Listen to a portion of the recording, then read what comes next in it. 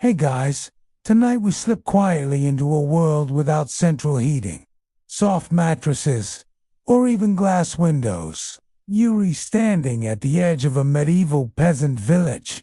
As the first snow begins to fall, your breath fogs in front of you, and your toes are already going numb. The thatched roofs are dusted with frost. Smoke trickles lazily from crooked chimneys, and every door creaks like it's older than time. You step cautiously through the muddy path, past chickens stubbornly roosting in the cold, and into the life of someone whose idea of surviving winter is drastically different from yours. Spoiler, you probably won't survive this. So, before you get comfortable, take a moment to like the video and subscribe, but only if you genuinely enjoy what I do here. And Dante, forget to comment your location and what time it is. Were you rewatching Frumby? 'Cause yes, I read 'em. Now, dim the lights. Maybe turn on a fan for that soft background hum, and let's ease into tonight's journey together. The wind bites in short, sharp jabs, sneaking into your sleeves and wrapping around your ankles like cold, wet rope. Every step squishes through mud that's half frozen, sucking at your worn leather shoes, which were probably your father's before you. The village around you moves at half-speed faces, peeking from behind wooden shutters. Dogs curled under carts, smoke curling into the gray air. Winter doesn't arrive here in dramatic fashion. It creeps in slowly, like a secret kept too long, seeping into bones and timber, making everything damp, stiff, and just a little bit slower. You pull your rough wool tunic tighter around yourself. It's not much, but it's all you have. And your only other shirt is still damp from last week's snow. The old man hobbling past you nods with red eyes and swollen knuckles, clutching a bundle of firewood as if it were gold. Honestly, in this season, it is. Every log counts, and you can already hear your mother muttering about how fast the pile's dwindling. The huts here aren't much to look at: walls of wattle and daub, roofs thick with thatch, floors of beaten earth that never seem to dry. There's no insulation. Not really. The cold simply moves in and stays for dinner. Inside your home, the hearth smolders weakly, just embers now and someone est already stolen. The driest logs for tonight's fire. You don't blame them. Firewood is hoarded, bartered, even stolen when things get desperate. And desperation is sort of the default mode this time of year. Historians still argue whether medieval villagers became more cooperative in winter or more cutthroat. Some say necessity brought people together. Others say competition for resources made them turn inward. Either way, nobody thrives here. They just get through it. You duck inside, letting the heavy leather curtain fall behind you. The air inside is thick with the smell of smoke, damp straw, and unwashed bodies. Cozy, right? A pot hangs over the fire pit. Something vaguely edible simmering in it. A thin stew made of root vegetables, maybe a stray bean or two, and water. Lots of water. Sometimes there's barley, if you're lucky. You drop down beside the fire and rub your hands together, trying to catch a whisper of warmth from the dying coals. Across the room, someone coughs a haken, wet sound that no one really comments on. Sickness is just part of the winter soundtrack, like the squeak of mice or the whistle of wind through the doorframe. You glance up at the rafters and see bundles of herbs hanging to dressage time, and some mystery greens. Your aunt swears, keep away bad air. She might mean spirits. She might mean rats. Nobody really knows. A baby fusses in the corner, bundled in so many layers of linen he looks like a turnip. His mother snores softly next to him, utterly exhausted.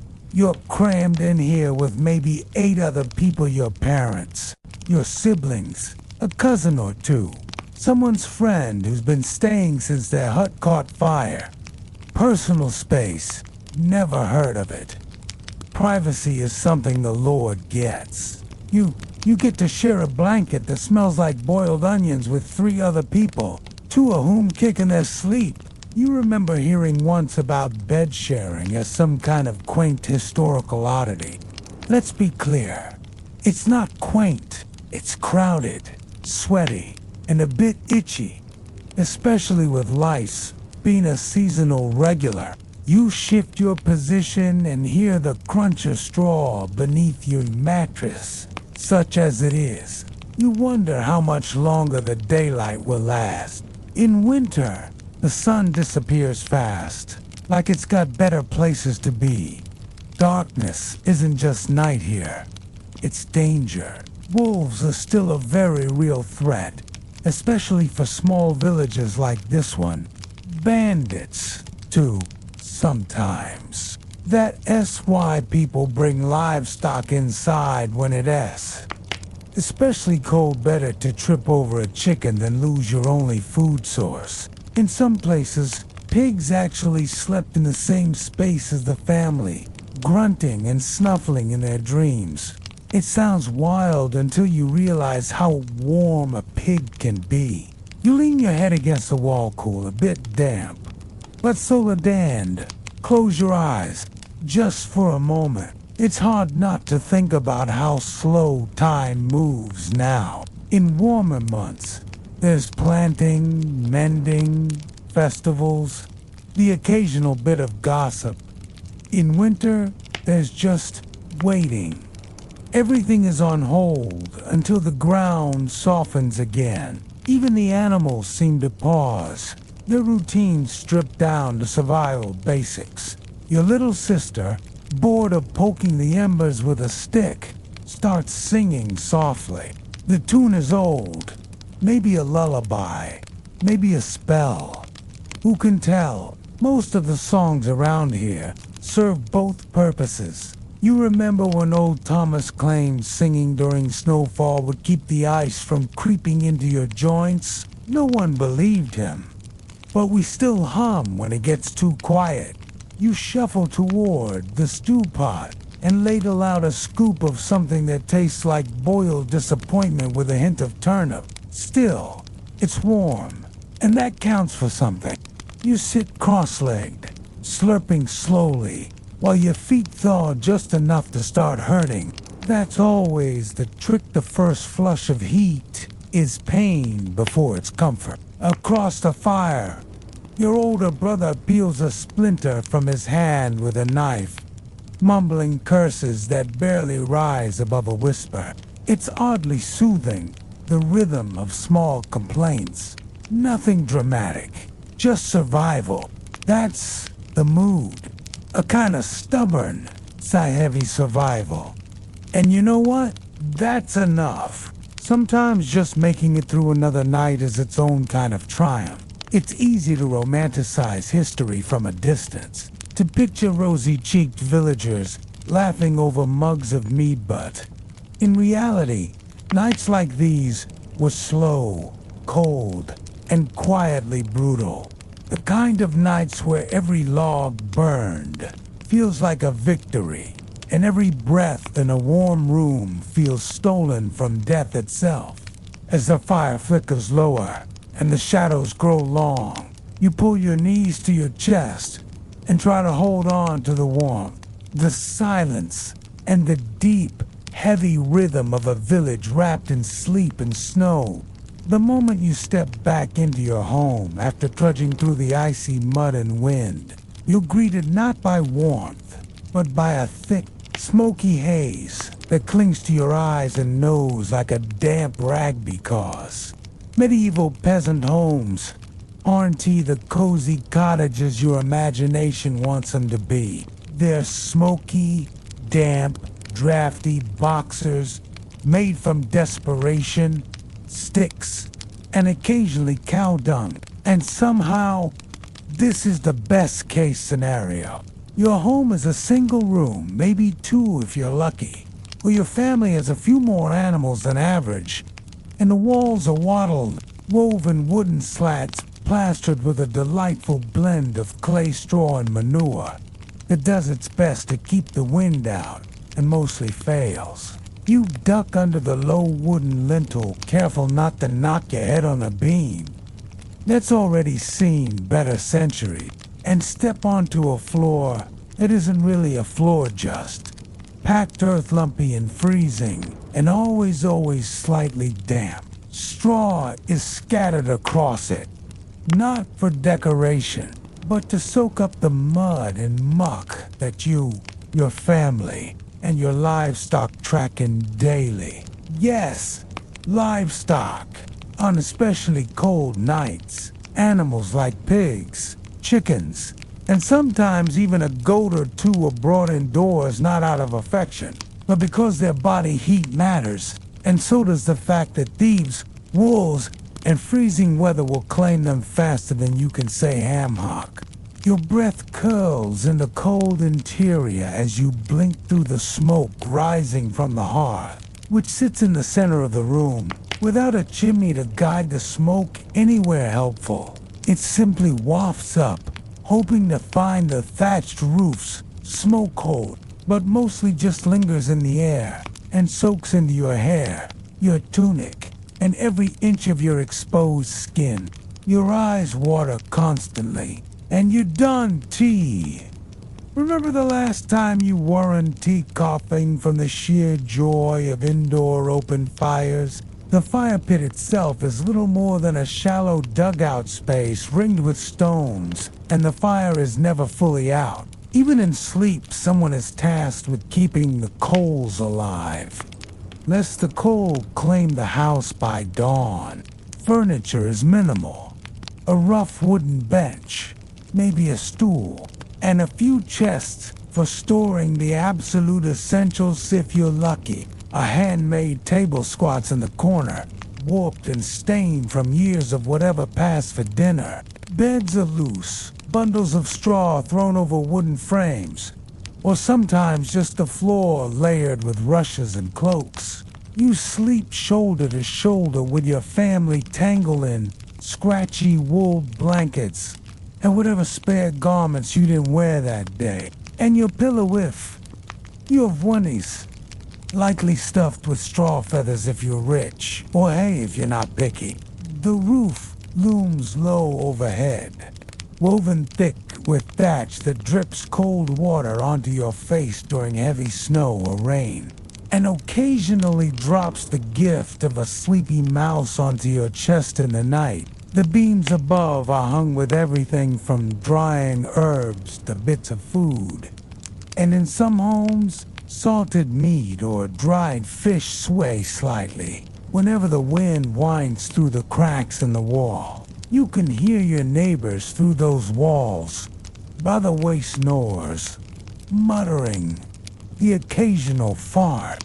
Privacy is a myth, unless you count the corner behind the hanging cloths where people relieve themselves at night into a chamber pot that's mercifully emptied come morning. The smell never quite leaves.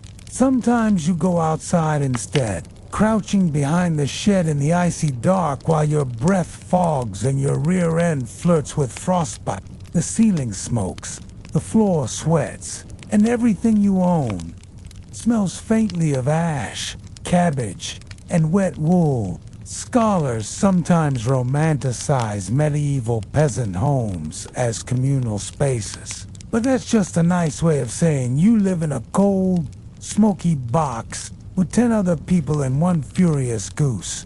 Despite this, there's comfort in the familiarity, the pop of the fire, the rustle of straw, the slow stretch of silence when everyone finally settles into their pile.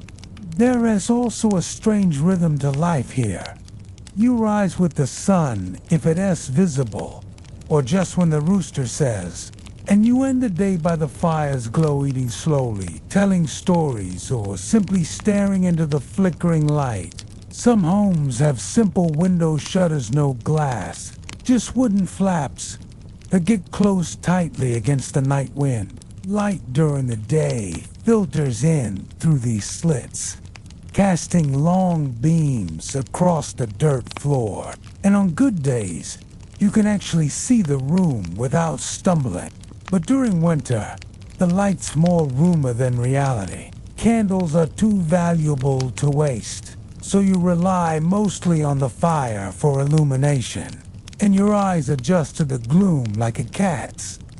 On feast days or holy nights, you might burn a rushlight thin stalks of plant dipped in fat, but most of the time, you squint through the dark and pray your toes find the warm spot in the bedding. And yet, amid all this, there's a strange sense of safety. The cold might gnaw at your extremities, but in here, together, huddled with your family and animals, and the constant smoky breath of the fire, you feel something close to security. There are stories told in corners, lullabies hummed under smoky rafters, and whispered prayers mumbled into fists, clenched tight against the cold. You might not be comfortable, but you're not alone in winter. That counts for more than you think. The cold doesn't just live outside your walls, it clings to your skin, gets into your bones, and lingers like an unwelcome spirit. Which means what you wear isn't just fashion, it's armor. Though not particularly flattering or clean, you're pulling on the same rough wool tunic you wore yesterday and the day before, and probably all month, because it's the only one you have that S thick enough to stop your nipples from freezing off. Underneath, if you're lucky, there's a linen undershirt, so scratchy it might be made of woven nettles. Though no one dares complain, because at least it isn't bare skin under cold wool. You're and stained from everything you do, rather not think about tar, tied with cords that bite into your waist, because belts are for nobility or thieves. On your feet, wool socks, if you own them, sometimes wrapped in old cloth scraps or even hay to bulk them out, and simple leather shoes that have more holes than faith. You try stuffing moss into the toes again, hoping it'll may. Walking through the icy mud feel less like dipping your feet into a frozen swamp. Over it all is your cloak, if you have one heavy wool, often patched with mismatched fabrics, smelling of fire, smoke, and sheep. It is pinned at the shoulder with a brooch passed down so many generations. It has more rust than metal now. For headwear, maybe a coif, tight linen cap tied under the chin like a medieval baby oar. We fancy a hood attached to your cloak, which doubles as a windbreak, and somewhere to store a piece of hard bread. Gloves are rare luxuries, so your fingers stay red, cracked, and raw, unless you read clever enough to wrap them in strips of cloth or share a sleeve with someone during chores. Everyone in the village layers like onions, not just for warmth, but because clothing takes forever to wash and even longer to dry. Besides, some people believe removing too many layers in winter lets sickness in through the pores. Historians still debate whether that idea had any basis in reality, or was just an excuse to stay grimy all season. Either way, laundry is done sparingly, often with freezing water from the stream and lye soap that stings your hands worse than the wind, and your reward is hanging damp. Clothes inside your hut, where they take days to dry and make everything smell faintly of mold. Children wear miniature versions of adult clothes, though most are handed down so many times they read practically rags stitched into child-shaped garments. Babies are swaddled so tightly in linen strips they can't move, supposedly to protect their limbs from the cold and, depending on your aunt's superstition, from being stolen by forest spirits. Quilted garments sometimes show up thicker tunics, stitched with layers of scrap cloth, and sometimes stuffed with flax fibers or even dried leaves, depending on what's available and who's crafty. Fashion trends don't exactly reach you here. Your style depends entirely on what you or someone nearby could patch together with leftover wool, linen, and wishful thinking. Dyes and extravagance most villages were whatever color the wool came in, usually shades of brown, gray, or that tired beige that makes everyone look a little like a potato. Occasionally ULLC, a splash of color someone S. Sunday best dyed with onion skins or walnut husk spot. Those stay tucked away until feast days or weddings. Most days, your outfit is stiff from yesterday's sweat, this morning's frost, and the general resignation of someone who knows they'll be wearing it again tomorrow. You shift uncomfortably as a cold draft snakes up your back despite all the layers, and you wonder not, for the first time, if it would actually be warmer to just crawl under the hay pile in the barn and hibernate. Then again, the hay itches worse than the tunic, and that barn rat keeps staring at you like it knows you're the weaker species. You pass by your neighbor Bertha, whose winter outfit includes a patched-up sheepskin vest that smells exactly as you. Imagine a medieval sheepskin vest might smell. She's puffing into her hands and muttering that if her toes turn black this year, she's just gonna chop them off and be done with it. Honestly, you don't know if she's joking. You pull your hood tighter. The village blacksmith gets the warmest spots right next to the forge hand. His clothes always seem slightly less miserable, probably because they're stiffened with soot and arrogance.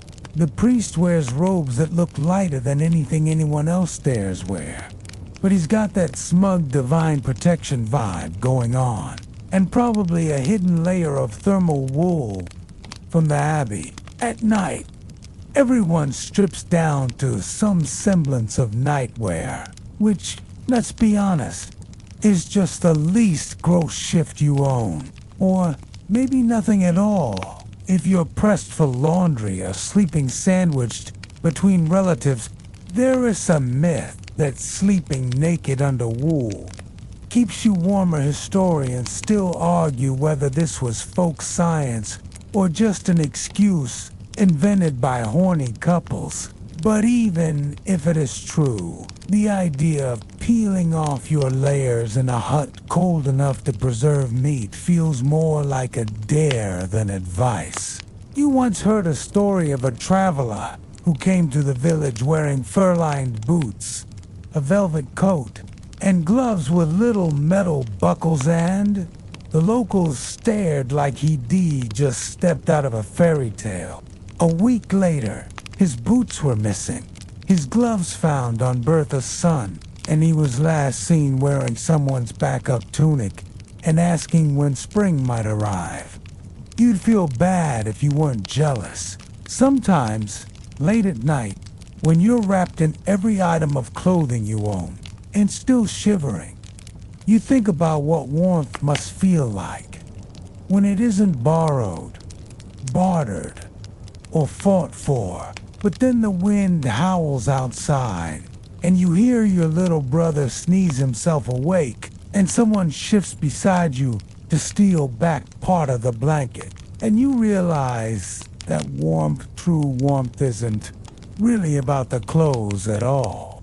It's about surviving long enough to get to the next fire, the next sunrise, the next layer, even if it's scratchy, too tight, and smells like boiled cabbage. The clothes don't make the man. They barely keep him alive, but in a medieval winter, that's more than enough.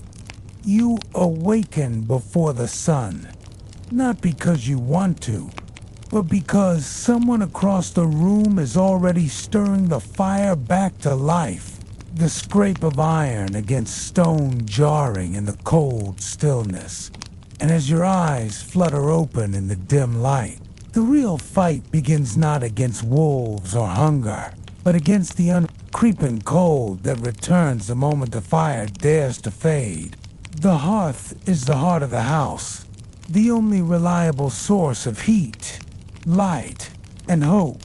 But keeping it alive is a constant battle, and firewood is the most precious thing you'll handle all winter. It doesn't just burn, disappears, rapidly and completely, leaving behind only gray ash and the faint illusion of warmth. So every log must be rationed like treasure, every ember preserved like it's sacred. You can't afford to let the fire die. Rekindling it from scratch takes flint, time, and energy your frost-stiff fingers might not be able to spare when your joints feel like glass. So someone in the house is always responsible for feeding it truthfully, the one who wakes often, or the lightest sleeper, or just the unluckiest person closest to the hearth when it's needed. There's no central chimney here, just a smoke hole in the roof. And sometimes even that doesn't work properly, especially if snow has piled too high. So the smoke stays inside, curling in lazy spirals, making your eyes sting while your breath still clouds in the air, like you're outside. Most peasant homes use whatever fuel they can find. Dry logs, of course, but also twigs, sticks, peat dug from the earth, and when things get desperate, dried, duncow, or otherwise formed into patties and stacked near the hearth, with all the pride of someone displaying fine silver. It smells terrible, but it burns, and in winter, that's the only metric that matters. The best wood like oak or ash is often hard to come by, unless you live near a good forest or happen to have favor with the reeve, who controls access. So most villagers make do with scrap wood, rotten beams, or whatever the wind knocks down. You remember once collecting bark, moss, and dried reeds just to build enough heat to warm a pot of water, and even then, it barely steamed. Gathering fuel is a year-round chore that becomes an obsession by autumn. Everyone hoards wood in whatever space they can find. Lean-tos, barns, under eaves, stacked beside fences and doorways. Some even hidden behind false walls in case a neighbor borrows too freely. Children are sent out in groups to scavenge fallen branches, even during snowstorms, dragging behind them bundles tied with rope that scrape against the icy ground as they walk back red-nosed and silent. Firewood theft is common, and most families keep watch over their stores as closely as their food, because without heat, food might not matter much. Women often spend part of the day tending the fire, poking at it with iron rods or long sticks, adjusting pots. Hung above it with soot-blackened hooks blowing softly over embers. To keep them alive, their faces red and puffy from constant smoke exposure. It's not glamorous, it's necessary. A dying fire means no warm food, no light for mending, no place to dry your wet shoes or thaw your fingers. And worst of all, no protection against the kind of cold that numbs your limbs and then kills you while you sleep. The hearth also serves as a cooking site, so it's layered with iron pots, wooden spoons, and bits of cloth used as makeshift pot holders. You might find a kettle resting over the flame, filled with a weak broth, or hot water steeped with dried herbs. Poor man Estiba. Sometimes the water is just warm. Nothing more used to rinse chapped skin, or pour over frozen fingers to coax them back to life. Sometimes bits of coal or hot stones are pulled from the fire and wrapped in cloth to serve as primitive bed warmers, placed under blankets or near feet at night to stave off the frost though they don't. Tea stay hot for long, and occasionally set someone as bedding, smoldering if not watched carefully.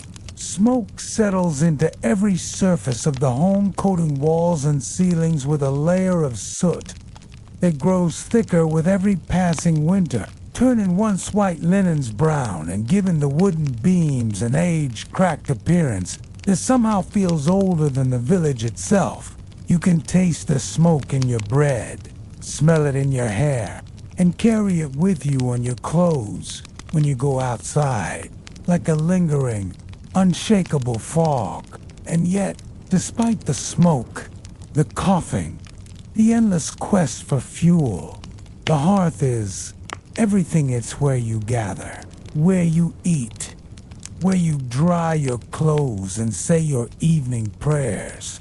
And without it, the house would simply be a box full of bodies waiting to freeze. In some homes, a second hearth is built in an outbuilding or near a storage hut to help preserve food or dry meat, and it is often tended by an older family member who can no longer farm but still contributes in this quiet, essential way. You remember stories of entire families surviving the worst winters because of one person, as still as just someone who never let the fire go out, who stayed awake through the coldest nights, feeding it with splinters and breath. There is even superstition tied to the hearth. Some believe it houses a spirit that must be kept warm and respected, or it will curse the home with illness and misfortune. Whether or not that's true, no one dares risk it, and every fire is treated with quiet reverence. Ashes are disposed of carefully, often scattered away from the house, or used in compost or soap making when the weather allows, but never thrown out disrespectfully. And though there's no such thing as central heating, the hearth is the center of everything.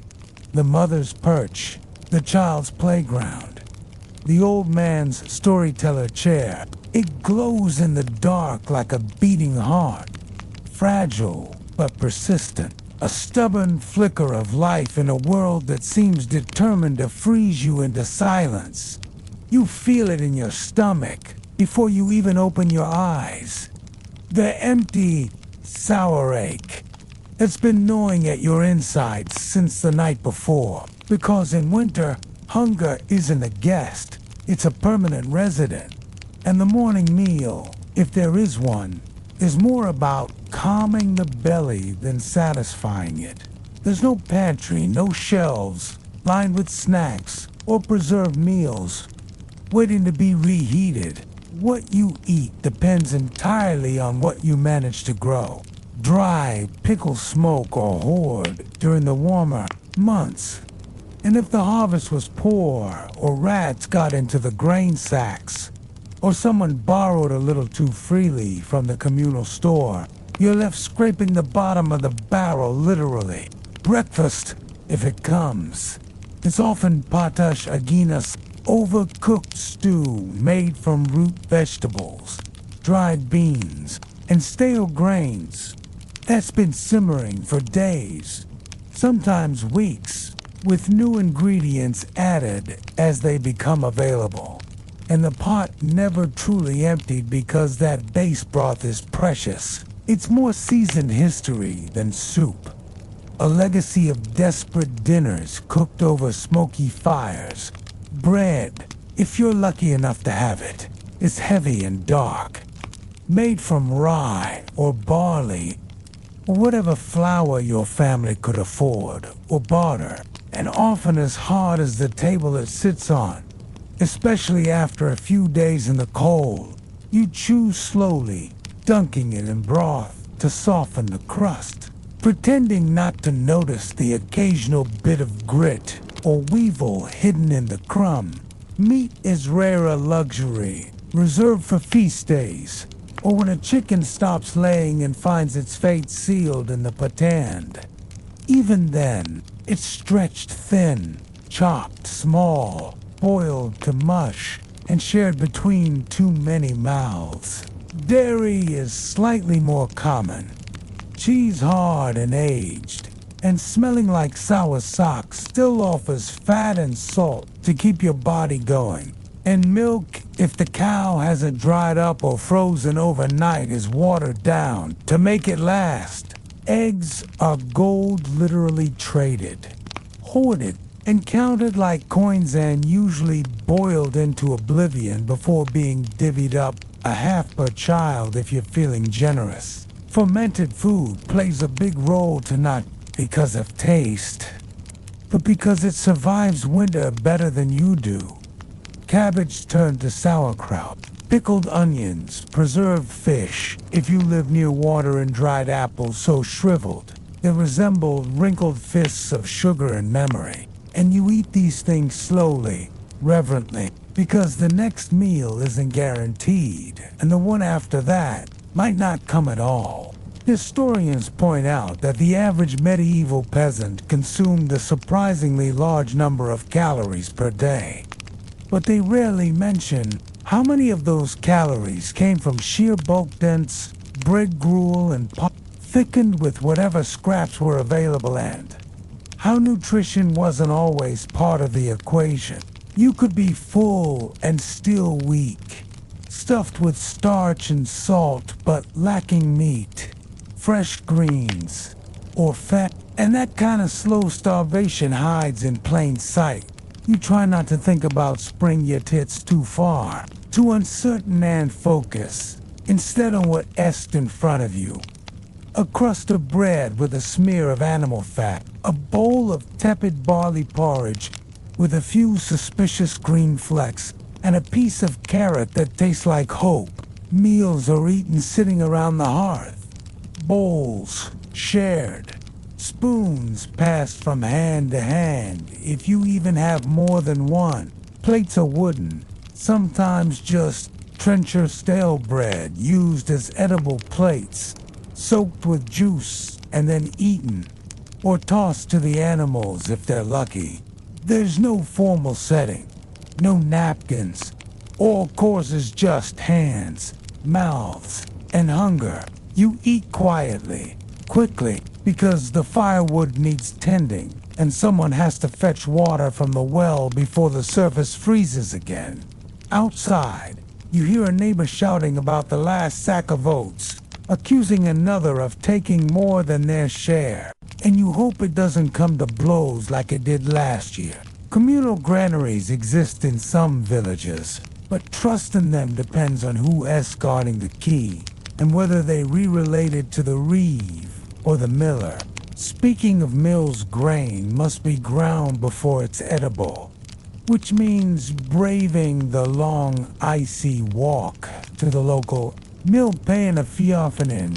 In many places, the lord of the manor controls the mill, the oven, even the fishing rights, which means you pay rent, taxes, and usage fees just to survive on food you grew yourself. There's something bitter about that, and you taste it in every mouthful. And let's not forget feast days, the brief flickers of indulgence in an otherwise bleak menu. On Christmas, or maybe Candlemas, someone might slaughter a pig, and the whole village smells of roasted meat, stewed offal, and sweet spice. If there's any left from the year before, people bake flat cakes, sweetened with dried fruit or honey, and the children's eyes light up like it's magic. Even if their hands are chapped and raw, you might even drink ale or thin beer, brewed from whatever grains you can spare, low in alcohol, but high in morale. It's served warm, steaming in, wooden mugs passed around in laughter that sounds foreign against the usual quiet. Then, it's gone, back to boiled turnips, back to crumbly bread, back to watching your portion shrink as the season stretches. You sometimes dream of warmth, not just from fire, but from food thick stewed, foul cheese that melts in your mouth instead of cracking your tooth. But then your spoon scrapes the bottom of the bowl, and reality returns like a slap. Some nights you go to sleep with the taste of ashes and salt still in your mouth, your stomach a hollow drum that keeps you awake, counting how many days remain until the snow starts to melt and green things dare to grow again. But you survive, and in this world, that's enough. You step outside into a sky, the color of dirty wool, the kind of day where the sun never really rises, just glows faintly behind thick clouds, like a dying lantern hand. As you draw your cloak tighter against the wind that bites through every seam, you brace yourself for the daily work that winter does not excuse. The fields may sleep, but your responsibilities don't. And though the ground is hard as iron and your breath curls in front of you like smoke from a dying fire, there are fences to mend, animals to tend, and the endless task of simply surviving. The animals come first. Your family's livelihood depends on them. And even in winter, they demand care. The cows must be milk-tiff, the haven, tea gone dry, the chickens fed and coaxed into laying at least 1 or 2 stubborn eggs. And the pig, if you have one, must be kept fed or risk turning mean. Their shelter isn't much better than yours. Usually a lean-to or a low barn packed with straw.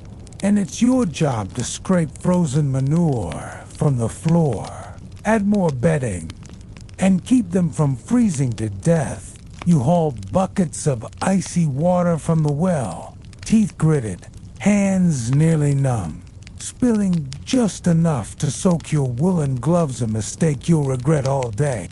Hay is precious, and each forkful doled out to the animals is measured with silent calculation to much. And you run out before spring. Too little and they'll weaken or die. You've seen it before. Livestock collapsing from hunger, or shivering until they can no longer rise. And the way the village mourns quietly when that happens, because every beast lost is a year of work undone. Once the animals are settled, you move to the tool shed, checking what you can still use, what's cracked from frost, and what needs mending. Iron tools are too expensive to replace, so broken handles are warped blades hammered flat against stones, and cords braided again from whatever fibrous scraps you've saved. You might spend part of the day chopping wood again, or breaking ice in the stream so you can scrub dirty rags, or fetch more water for brewing, washing, or simply keeping things from crusting over in grime. Your hands ache constantly. The cold makes every task slower, heavier, like the world has doubled its weight just for fun.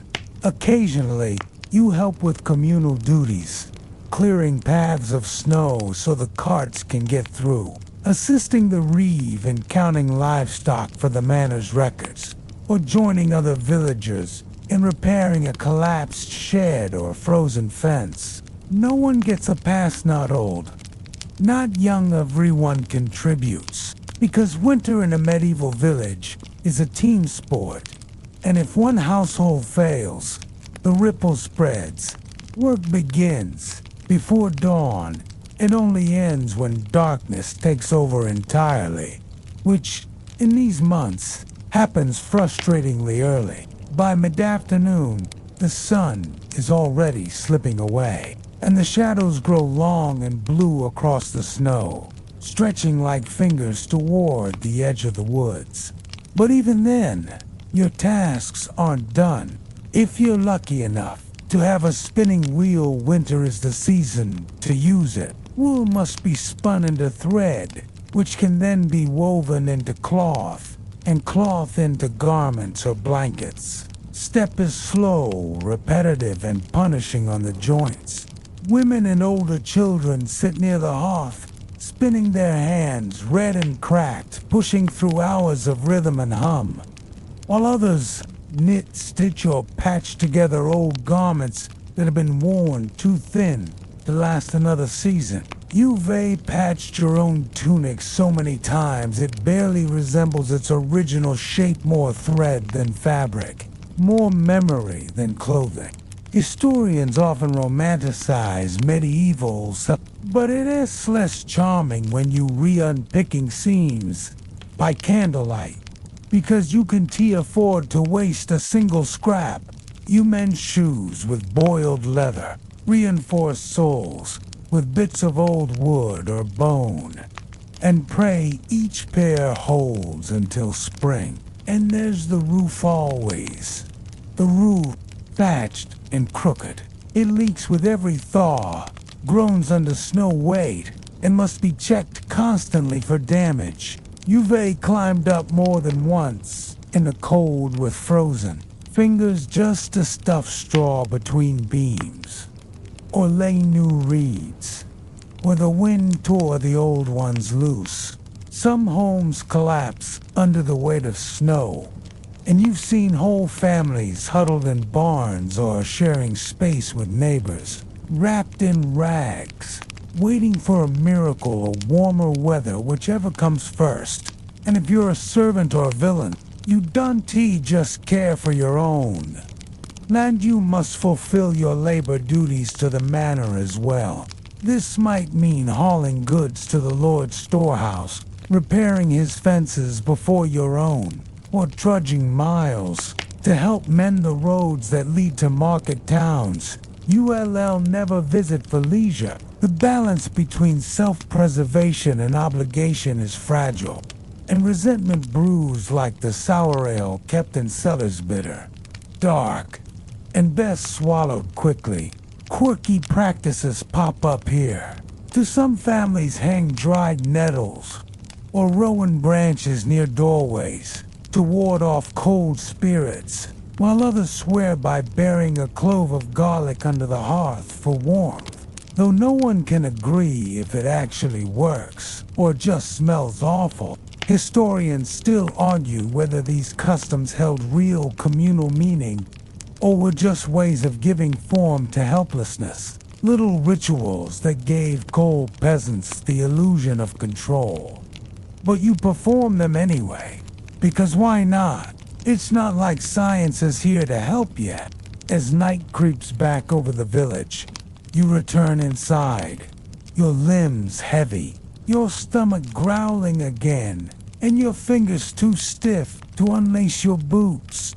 You sit near the hearth, soaking in whatever warmth remains, and glance around at your family, tired, silent, bundled in layers. And you all know it will be like this tomorrow, and the next day, and the next, until the ground softens and the world breathes again. But tonight, you survived, and in the medieval winter, that's more than many can say.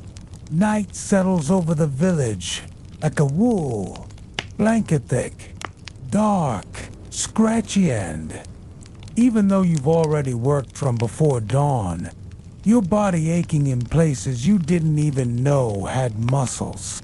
There's no off switch in a medieval winter. Instead, the cold presses in harder now that the sun's completely gone, slipping through every crack in the timber, every loose bit of waterland daub, every knot in the door. You pull your cloak tighter, though it's still slightly damped from your breath and earlier snow, and you shuffle closer to the fire that sputters more in defiance than warmth.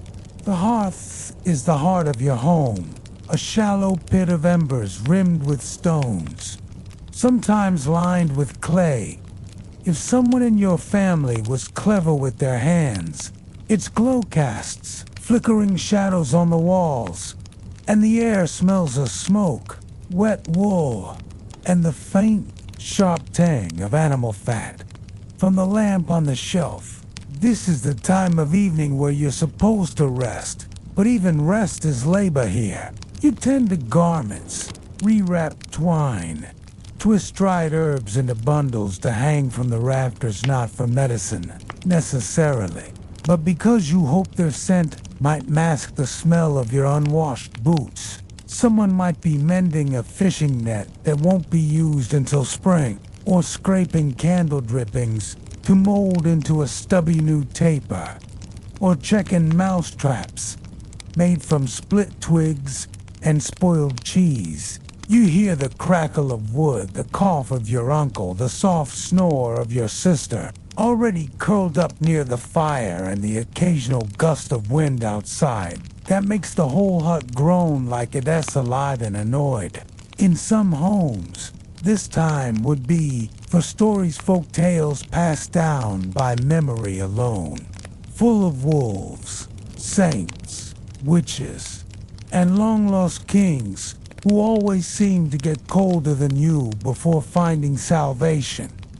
But tonight, you're too tired for fables. Your fingers are bleeding from a cracked knuckle, and your stomach is still grumbling after that sliver of butter. You start preparing for bed, which sounds more dignified than it is.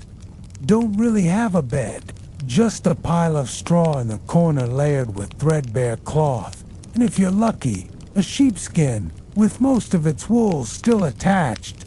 You fluff it out with a practiced hand, shake off any droppings of bugs, and hope the rats leave you alone tonight.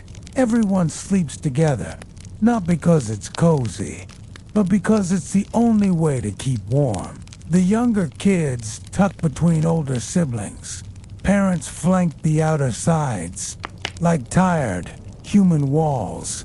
And if you've got a dog or cat, they're part of the bundle too. Sleeping fully clothed is standard. You wear every layer you have. Linen shift, wool tunic, socks, hood, maybe even your belt, if it's thin enough not to jab your ribs.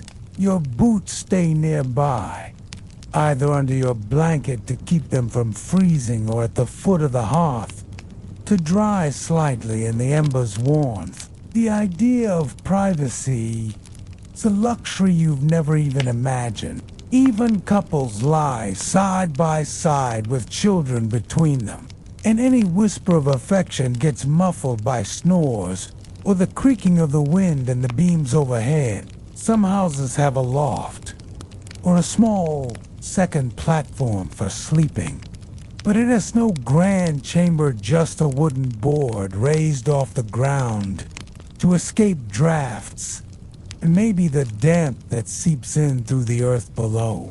You lie down and instantly feel the cold in your bones, a chill that no amount of layering ever truly beats. You pull a scratchy wool blanket over your head and exhale a foggy breath, watching it disappear in the dark like a tiny ghost. Your mind wanders, half from exhaustion and half from habitude.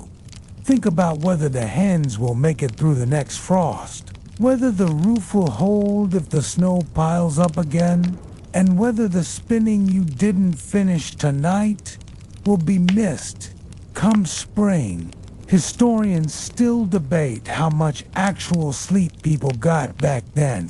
Some suggest a segmented pattern, with two main sleep phases separated by an hour or two of wakefulness, where people prayed, whispered, or even did more chores. But you aren't interested in scholarly theories right now. You were just hoping your toes stop tingling soon and that the windows and tea tear the door off its hinge like it did in the neighboring village last week. You close your eyes and try to sink into sleep, but it's shallow, light easily broken by the smallest creak. Somewhere outside, an owl hoots, and then silence falls hard. You hear your breath. You feel the warmth of your sister's back pressed against you. You sense the weight of your father's arm tossed over the blanket.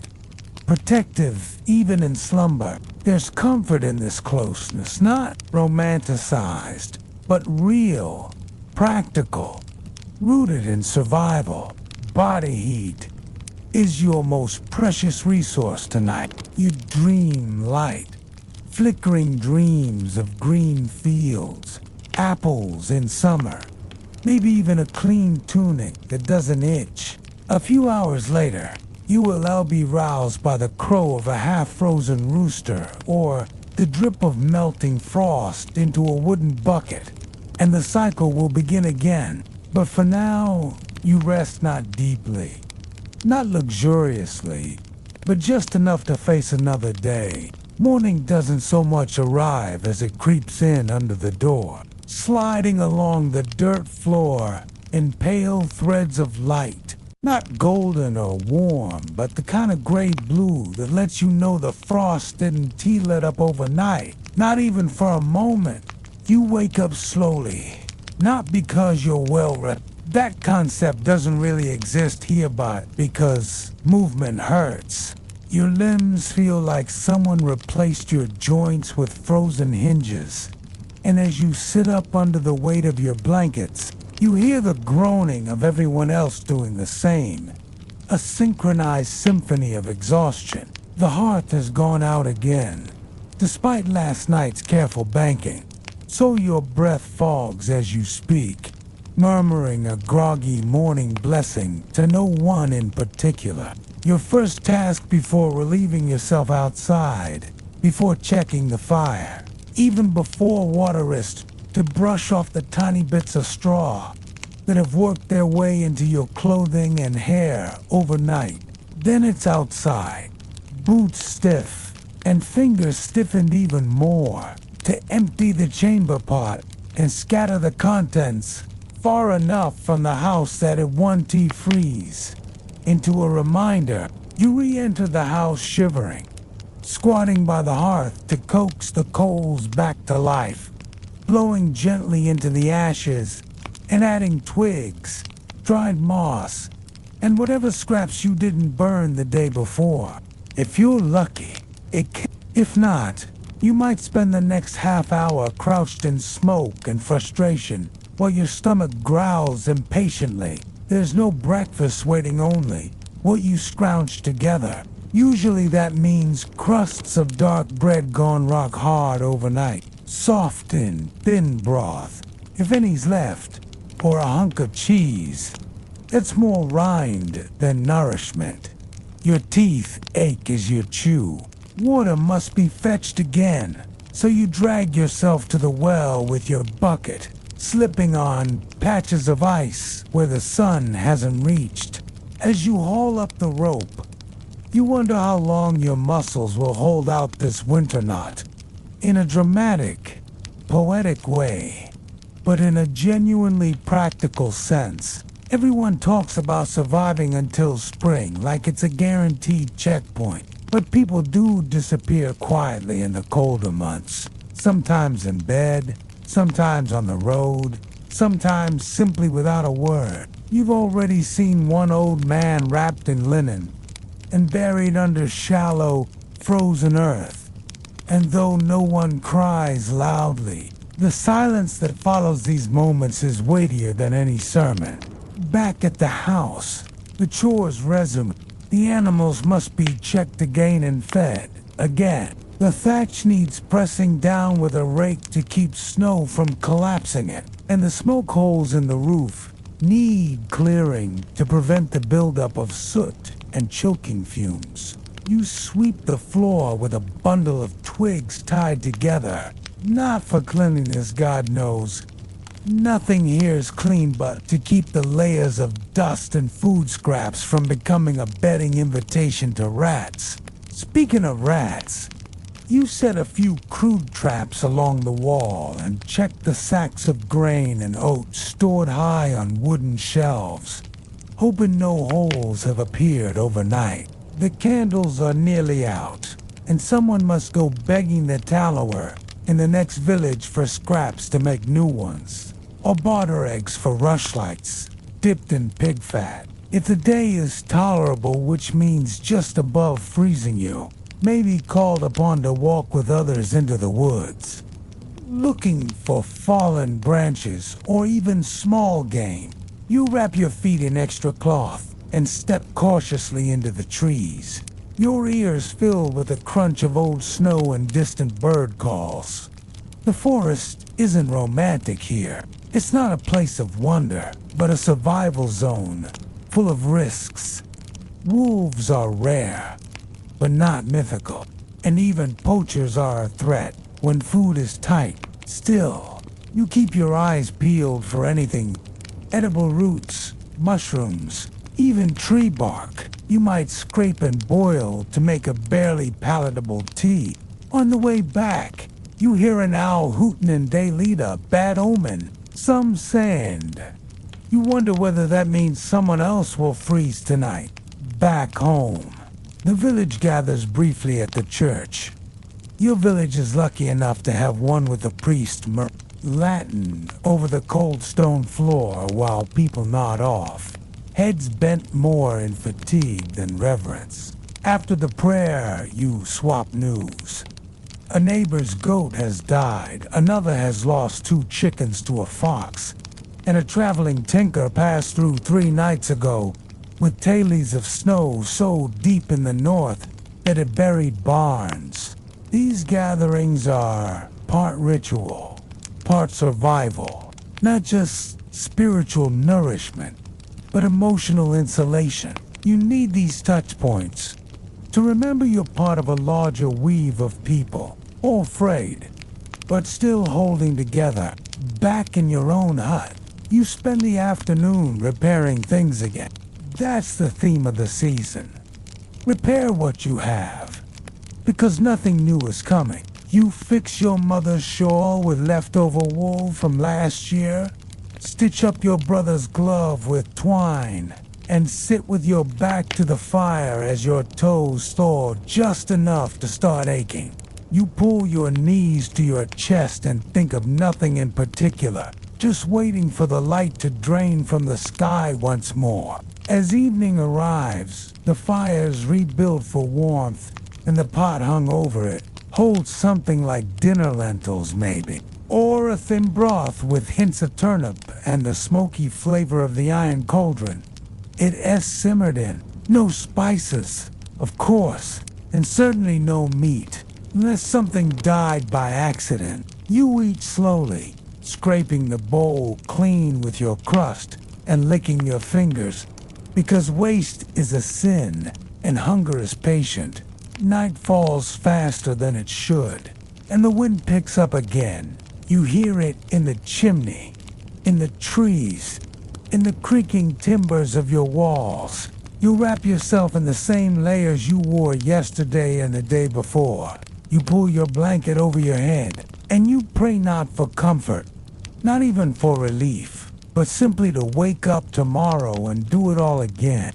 And beneath that, maybe even more deeply, you carry a stubborn, almost ridiculous flicker of hope that spring will come, that the ground will soften, and that the cold will eventually lose. The days begin to blur together now, each one sliding into the next like damp cloth over your shoulders, heavy and impossible to shake off. And as winter deepens, even the sun seems to give up earlier and earlier, a tired servant retreating behind gray clouds. Before you've finished your midday work, you don't count the days, there's no point, but your body knows the rhythm of this long frost season. The ache in your joints, the way your nails grow brittle, and how your breath has started to smell faintly of sour milk. From the constant hunger and cold, you drag yourself from your straw mat, neck stiff and back sore, and repeat the now familiar ritual of rubbing your fingers awake, wrapping your feet, checking for frostbite in places you try not to look at too closely. Some mornings, you'll find ice inside your boots. Others, you wake to frost patterns etched across the inside of the window slits, delicate as lace, and utterly mocking. And still always the work begins. You're splitting kindling again, your palms calloused and blistered beneath your gloves, feeding a fire that refuses to give off enough heat. Historians still argue whether peasants truly had leisure time during winter, or if it was just a slower form of suffering, filled with domestic tasks that didn't demand daylight. What you do know is this: every hour is accounted for. You're spinning wool, weaving rush mats, or hollowing out a bit of wood for a spoon because the last one cracked when your brother dropped it in the soup. The food is thinner now, less flavor, less volume. The turnips are shriveled. The rye bread has gone black at the edges. You still chew it, of course, scraping off mold with a knife or just pretending not to notice. Your mother talks of fasting in honor of a saint's feast, but everyone knows it's just another name, for there isn't enough. You long for the rare blessing of meat, bacon, fat, rabbit, even a bird snared by accident. Those are luxurious now, best saved for feast days, or for the rare times when someone finally traps something foolish enough to wander into the village. You remember once, years ago, when a boar carcass washed down river, and the entire village swarmed it like ants, carving off pieces of meat as if salvation could be salted. The memory makes your mouth water, which feels cruel as the daylight fades again. You're outside, checking the barn. The animals are just as miserable. The cow's ribs show too clearly. The chickens have stopped laying entirely, and the pigs snort and huddle, fighting for body heat like people.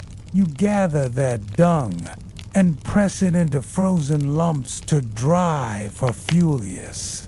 It smells, but when your choices are between cold or stink, you pick stink every time. That quirky detail, the use of dried dung for heat, sounds laughable to modern ears. But here, it's just practical. Warmth is warmth, and dignity doesn't keep your fingers from going black. You return to your hut, your cheeks raw and your eyebrows stiff with frost, and you catch a glimpse of your reflection in a pot of water, your face pale, your lips cracked, and your eyes tired. Not just sleepy, but worn in a way that doesn't sleep off. You notice your siblings have started playing with pebbles, pretending they're coins or seeds. Their imagination a last-ditch rebellion against boredom and hunger. You smile faintly. Kids always find some way to adapt, but you also feel a knot of worry in your gut. Spring still feels far away, and no one knows how much food is truly left. You overhear your father muttering to your mother about trading a wool cloak for flour, and you wonder if they're talking about yours. The night comes early again, and you pull your stool near the fire, listening to the kind of quiet that isn't peaceful, it's heavy, like the sky is waiting to drop another blanket of snow, just to see who won't wake up under it. You rub your hands, counting calluses, then take up the spinning again. Wool fibers stretch between your fingers as you twist and pull. Twist and pull. The motion mechanical. Your thoughts drifting. You remember a tale from the church about a saint who once prayed barefoot on an icy stone for 3 nights straight. You'd like to think you could do that, but honestly, 3 nights on cold stone would probably kill you. Still, it makes for good motivation. You hum quietly as you work, a tune without words, more breath than song, and feel your head grow heavy. Your sibling beside you dozes, half covered by the same threadbare shawl you share every night. The fire pops, a spark lands on your toe, and you flinch, but don't move. Away heat is precious, even when it bites. You finally give in to sleep, curling into the straw once more, heart heavy but still beat it. You think, survive tonight, Survive tomorrow, then repeat. You wake again before the sun, not because of duty or discipline, but because your ribs ache from lying on your side too long. The straw beneath you crushed into flattened knots that offer no give, no comfort. You shift, feeling your shoulder crack, and pull your blanket tighter against the morning chill, creeping in through the wall slats. Another day. Again, the fire's down to ash, a pale reminder of last night's weak blaze, and you find yourself crouching over it like some ancient creature, poking at the embers with hope disguised as habit. A few coals glow back enough to start over. You blow, cough, and blow again until flames rise reluctantly, licking the sides of the blackened pot that will boil water. If the gods are kind, the well bucket creaks in the cold outside, and your hands scream when they touch the rope. You wince, but water. Always water. Historians still argue whether medieval peasants lived miserably or simply humbly, and on mornings like this, you're not sure the distinction matters. Your joints don't care about semantics. The chickens haven't laid. Again, you throw them yesterday's crumbs anyway, more out of pity than purpose, and watch them peck listlessly at the frozen ground. The cow shifts in its stall, steaming breath rising from its nostrils, ribs like rafters under hide. You whispered to her gently, not because she understands, but because talking out loud makes the loneliness more bearable. Then it's firewood. You trudge to the woodpile behind the house, where logs lie rimmed with frost, and split the ones dry enough to crack, stacking the pieces in uneven piles near the door. Your fingers go numb again, and the feeling becomes familiar, not painful anymore, just distant, like your hands belong to someone else. Inside, your mother's at the loom, her foot rocking rhythmically on the treadle, the shuttle flying back and forth in a motion so ingrained you could count time by it. She's not weaving anything fancy, just more cloth for tunics, maybe some rough linen, if the flax you grew last summer holds up. You sit beside her, spinning wool by the fire, fingers moving automatically. Sometimes you talk about saints, about weather, about nothing. Mostly you don't. Around noon, if the sun dares to appear, the room warms just enough for the air not to feel sharp in your lung. You eat a bit of porridge, thin and smoky, maybe sweetened with the last of the preserved apples if you're lucky. But today, there's no luck.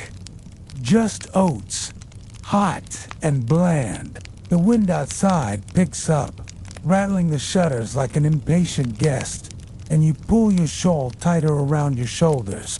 This is what winter means. Now, layers and silence. A long test of patience and preservation. Your younger brother complains of a sore tooth, and your mother dabs his jaw with a cloth dipped in vinegar, one of the few cures you have left. You say a quiet prayer. It doesn't turn into something worse. You've seen what abscesses can do. Later, the village gathers again, this time to help a neighbor fix a collapsed roof. Too much snow, too little reinforcement. You trudge through thigh-deep drifts to reach them, every step a slog, every breath cold enough to make your teeth ache. But there's laughter, too. Jokes thrown across the roof beams, teasing about crooked walls and the carpenter's bent back.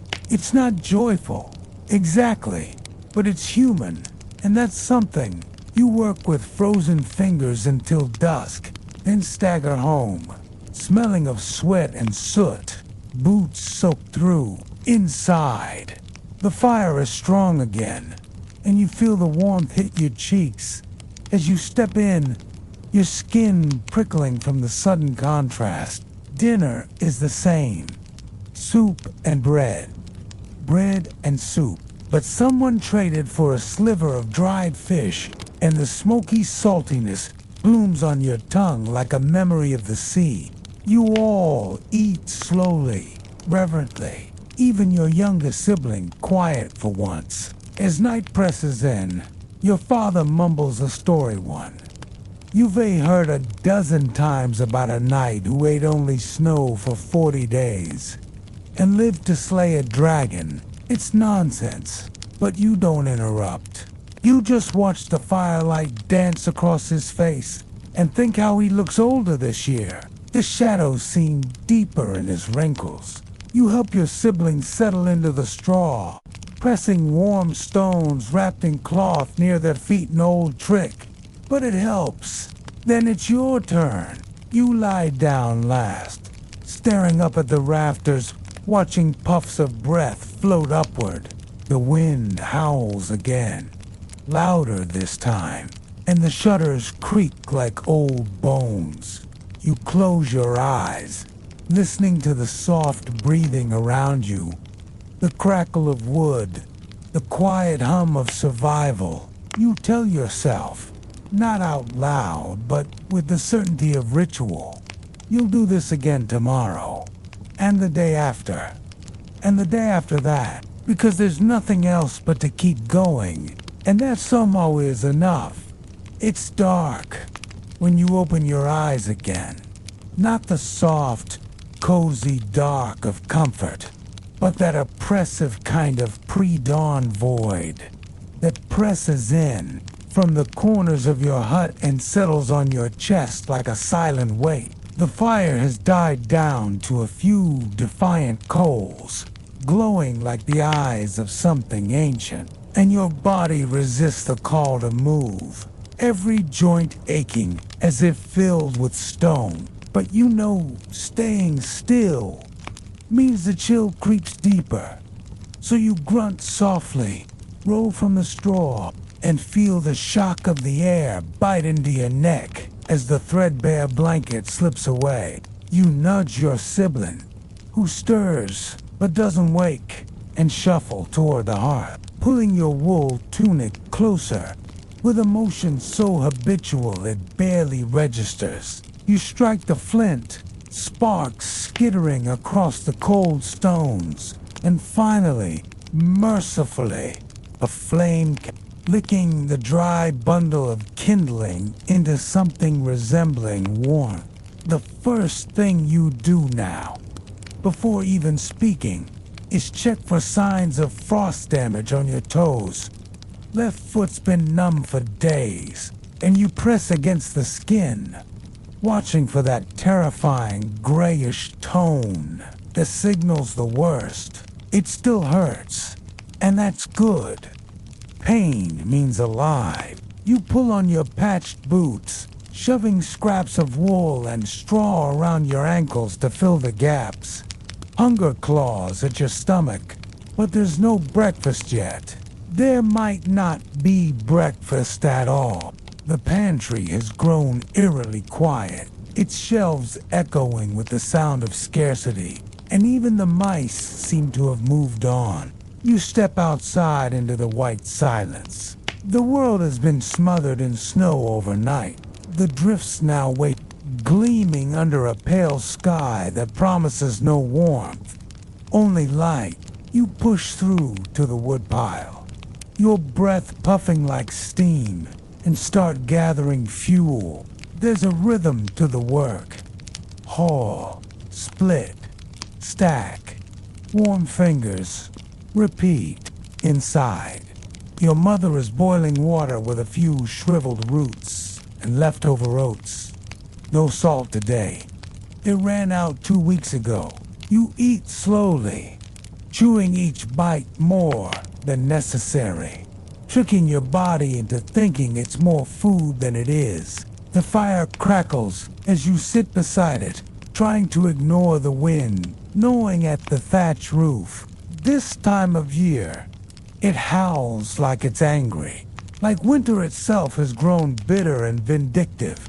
Historians still argue whether peasant households in medieval Europe were truly nuclear families or more loosely extended kinships.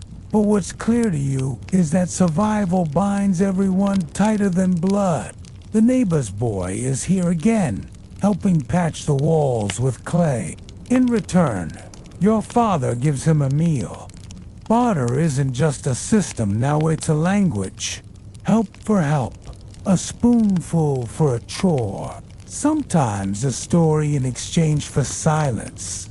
The day drags on, gray and sludgy, and your chores include mending clothes that are more whole than fabric and drying strips of bark for kindling. At midday, the village bell tolls. Someone's passed.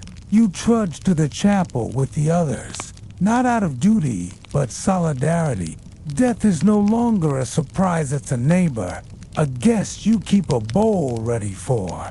The priest mutters prayers that fog in the air, and you feel the weight of communal sorrow settle over the crowd like another layer of snow.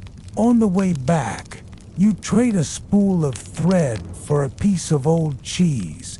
It's hard and smells faintly of mold, but you cradle it like treasure. Tonight, it will be grated into the stew, and for a moment, it will taste like memory. Back home, your little sister is carving something out of bone and amulet, maybe, or just a toy. You don't ask, she hums as she works, and the sound is almost enough to lift the gloom. As the light fades, the fire becomes the center of everything. It's not just for its hope, flickering and fragile. You all crowd around it, knees touching, hands held out like pilgrims. Your father tells the tale again of how he survived the frost of '73 with nothing but a wool cloak and his mother-esque. You nod, even though you've heard it 100 times.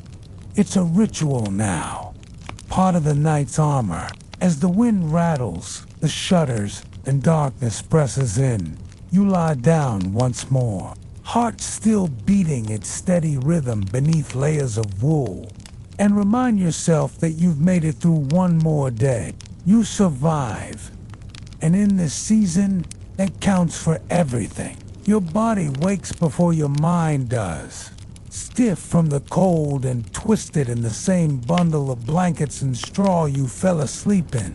Muscles sore from days of repetitive labor and nights spent curled tight against the frost that seeps in no matter how many layers you wear. The air feels brittle thin and sharp as glass sand when you breathe.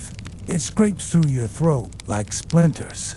You sit up slowly, careful not to wake the others still huddled beside you, and scan the room with bleary eyes. Not much has changed. The fire's low again. Your boots are still wet from yesterday, and the smell of smoke and damp wool clings to everything. You wrap your shawl around your shoulders tighter, step onto the icy floor, and kneel beside the hearth, coaxing the embers back to life with stiff fingers and silent prayers. Sparks fly, a tiny flame appears, and you feed it slowly twigs, bark, then split logs until warmth pulses out in feeble waves. You hover over it, trying to remember the last time you weren't cold. Food is scarce today, like it has been for weeks. You've run out of flour, and the salted meat is gone. Your mother opens the last jar of pickled turnip starter, rubbery, but edible, and divides them onto wooden plates with hands that move like machines, precise and resigned. Hunger has become background noise. Outside, the snow crunches beneath your boots as you trudge to the well, the rope stiff and fraying in your gloved hands. You lower the bucket slowly, listening to it splash far below, then haul it up with aching arms. Water, clean and cold. A miracle, really. Your father is already in the woodshed, chopping what little wood remains. You join him wordlessly, the two of you falling into rhythm he swings. You stack, the noise echoes through the village like a heartbeat. Later, you help reinforce the chicken coop, layering straw along the walls to keep the hens from freezing, though to have already died. Your sister cries over one of them, a speckled hen she named Clara, and your mother buries it behind the house while whispering a blessing. That's more habit than hope. The wind cuts through your clothes like knives when you go to check on the neighbor, an old widow who hasn't been seen in days. You knock, wait, and finally push the door open to find her bundled in every blanket she owns. Eyes dull but still alert. You offer her a piece of hard bread and help rekindle her fire. She says nothing, just nods and reaches for your hand as you leave. It's these small rituals that define your day's now kindness, exchanged like currency, warmth offered, where none is owed. Historians still argue whether medieval communities were driven more by necessity or compassion. But in moments like this, the line blurs. You return home and find your little brother trying to make music with a reed pipe he carved himself. The tune is shaky and thin, but it makes everyone smile, even if just for a second, as the sun begins to set more a soft dimming. And any golden farewell you gather with your family near the hearth. The shadows stretch long across the floor, and the fire casts dancing shapes on the walls. Your world reduced to this small glowing center. You eat a weak stew of barley and roots, chewing slowly, savoring every bite. Then your father speaks of spring how soon the earth will soften, how planting will begin, how green will return. You want to believe him, even as the cold outside whispers otherwise. You lie down with your siblings again, sharing body heat and silence. The wind hisses against the door, and somewhere far off, a wolf howls into the dark. You close your eyes, hold your breath, and listen to the heartbeat of winter slow, steady, and still undefeated. The wind hasn't stopped all night, and by the time you wake, it feels as though the very walls of your home are breathing with it, expanding and contracting with each violent gust. You're too tired to be startled anymore. The sound is just another part of winter's vocabulary. You stretch under the rough wool blanket, but the stiffness in your limbs is instant, reminding you that even rest is labor in this weather. You rise slowly. Brush flakes of snow that are blown in through the shutter, cracks off your sleeves, and go straight to the fire, which is burned down to an angry You know the steps by heart. Now ash cleared, embers prodded, dry twigs fed in small handfuls, breath held as flame catches and curls upward. Another fire, another day, outside. The snow has changed, shape it's not fluffy or fresh, but packed and icy, crumbling under your feet in loud crunches that feel almost rude in the quiet. The paths you and your neighbors shoveled yesterday are already buried again. You head to the communal bread oven, empty-handed, but ready to help another family bake their last bits of dough. The smell teases your senses, and though your stomach tightens with hunger, you force a smile. You chat lightly with the others, asking about a child's cough, someone's goat that's gone lame. It's banal, and it matters. Historians still debate whether medieval villages fostered a sense of egalitarianism, or if they were ruled strictly by hierarchy. But when you re-elbow deep in snow, trying to save someone else's roof from caving in, status doesn't mean much. Later, back home, you gather pine branches to stuff into the gaps in the walls. where the wind slips through like an uninvited guest. Your hands are red and raw, but you keep going. Your mother calls you in, just as the snow begins again. This time in flakes so big they look like pieces of torn cloth falling from the sky. You eat what little you have: boiled beans, some garlic mashed with a stone, a crust of bread so hard you soften it in your mouth before chewing. Then your father, without ceremony, begins repairing the thatch from the inside, tying together bundles of straw with whatever twine is left. You hold the ladder steady and wonder how many more days like this the roof can take. By evening, the inside of your home smells like smoke and damp wood and old wool, but the fire is bright and your siblings are playing with carved figures by its light. One of them tries to act out the story of St. Bridget turning bath water into beer, and everyone laughs, not because it's funny, really, but because laughing makes the cold feel farther away. You join in, adding your own absurd twist.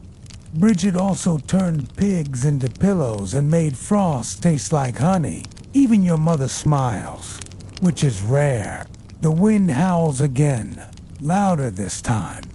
But inside the small hut, the warmth of the fire and the rhythm of familiar stories wrap around you like a second skin. You think about the village priest who said last week that trials like these are meant to test your soul, to carve out sign like rot from an apple. But all you feel is exhaustion, not spiritual growth. You wonder if he is cold in a stone chapel, or if the church stores more firewood than they admit.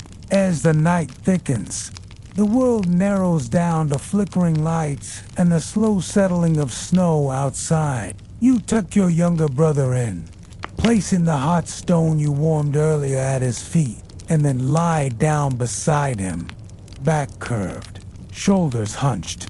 Your own warmth, your only shield. You hear the wind rattle the shutters one last time, and then silence, heavy and still, settles in like a blanket. You close your eyes, feeling the scratch of straw under your cheek, and let yourself drift, knowing that come morning, everything will begin again. The cold, the hunger, the labor, the small kindnesses. But for now, the stillness, and that is enough. Another dawn bleeds across the sky, but you don't see it, at least, not at first. What wakes you this time isn't cold or hunger, but the silence. A deep, unnatural quiet that wraps around the house like thick wool. You sit up slowly, half dreading what you'll find, half relieved to still be here at all. Your breath clouds in front of your face as you pull on yesterday's clothes. Now stiff from the chill, the fire is nothing but a shallow bed of ash, and you move like a sleepwalker to rebuild it. Each twig crackles in the hush. Each breath feels too loud. Eventually, the flames rise again, offering a glow that seems to fight back the strange stillness. Outside, the snow is endless. The drifts have swallowed fences, trails, even rooftops in the distance. Trees bow under the weight, like old monks in frozen prayer. You trudge to the shed, now half collapsed under the burden of white, and retrieve what firewood you can, slipping once and falling hard on your hip, but you get up. You always get up. Later, you help your father repair a broken fence post, even though no animals are left to keep in or out. It's something to do. And in these days, action matters. Your hands ache from the cold, and you pause to blow warm breath onto your fingers, watching the steam rise like incense.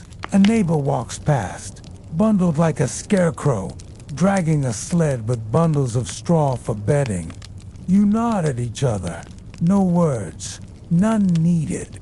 Historians still argue whether this era was one of survival or resilience, but to you, they feel like the same thing. At midday, your mother makes a broth from onion peels, wild herbs, and hot water, and somehow it smells like everything you've ever loved. You eat slowly, reverently, as though tasting memory. The fire pops. Your sister hums. For a moment, it's almost peaceful. But evening always comes early now, and with it, that creeping dread that maybe spring won't return this time. Still, your family gathers around the hearth, cloaked in layers, telling stories for comfort, not distraction. You talk of growing things, fields of barley and fat root vegetables, hens that lay eggs, bees that hum. You let the pictures fill your mind, because imagining warmth is almost as good as feeling it. The wind rattles again. It never rests. But tonight, you sing a slow, low tune your grandmother once taught you, about stars and hay and peace. The sound fills the hut like a soft blanket, and a firelight catches in your siblings' eyes. You don't talk about how close you came to not surviving this season. Instead, you breathe deeply, your chest rising and falling like the tide, and think, this, too, is life. The slowness, the aching, the tiny victories like a full breath, a warm stone, a piece of bread not yet stale. You lie back once more, wrapped in layers and silence. And for the first time in a long while, you don't count the hours till dawn. You simply rest. The house groans gently as it settles.